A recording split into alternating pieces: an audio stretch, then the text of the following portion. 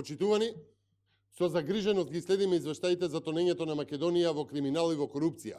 Извештајот на Американскиот Стейт Департмент е важен, но само последен документ во низата, во кој што се нагласува дека постојат кредибилни обвинувања за корупција на власта во Македонија. Бизнисот пропаѓа и трпи за сите, само не за членовите на власта, што создава чувство кај граѓаните за граѓани од прв и за граѓани од втор ред. Не само бизнисот, туку се вкупното живење е доведено на рап на екзистенција. Македонија, водена од Зоран Заев и од СДСМ, се најде во фокусот на медиумите само и само заради криминалот и корупцијата. Македонија е држава која што нема пасоши за сопствените граѓани, а има пасоши за белосветски мафијаши. Македонија стана препознаена како црна здравствена дупка, затоа што СДСМ наместо по вакцини тргна по провизии. Македонија е во рецесија затоа што СДСМ и Заев наместо по капитални инвестиции тргна по местење тендери и големи провизии. Македонија тоне заради рекет на Вице, торбата на Ден Дончев, менувањето на обвиненија за подкуп.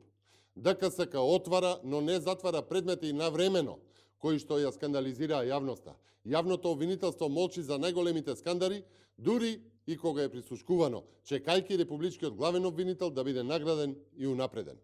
Затоа Македонија е на 111-тото место на светското рангирање, затоа продолжува да паѓа на сите мерења на Transparency, на Heritage, затоа со Македонија владее хибриден режим на Заев и на СДСМ. Не постои релевантен светски извештај кој што не го покажува тоа дека криминалот и корупцијата се основно обележе за Македонија водена од Заев и од СДСМ.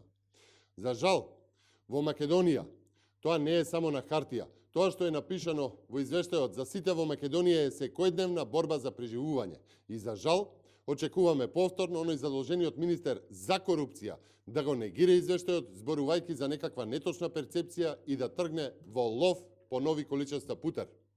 Местото на корумпираните и криминогените политичари им е во историјата. Криминалот и корупцијата ја раздоруваат демократијата, а тоа наскоро ќе се промени. Време е Македонија да ја поведат честни политичари, време е за концептот Македонија за сите луѓе.